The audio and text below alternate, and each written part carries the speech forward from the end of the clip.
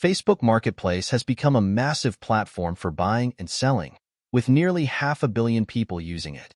But if you've ever tried to list something, you might have encountered the limit reached message. This restriction can make it difficult to get your items posted and can be frustrating to deal with.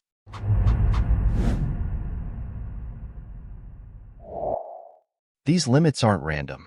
Facebook sets them to reduce spam and scams, especially for new accounts. If your account is new, you might only be allowed to list one item a day until Facebook recognizes your account as trustworthy. Even established accounts can face limits without clear explanations, which can make selling unpredictable. To address this, there are a few steps you can take.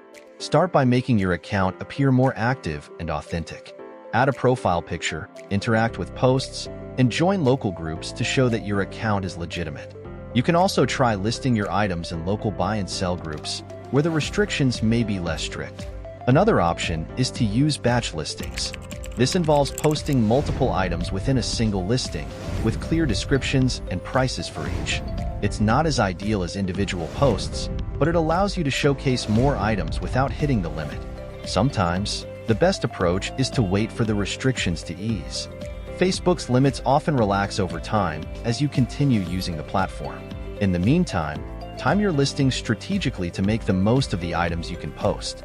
If you're still stuck, contacting Facebook support is another option, though responses can be inconsistent.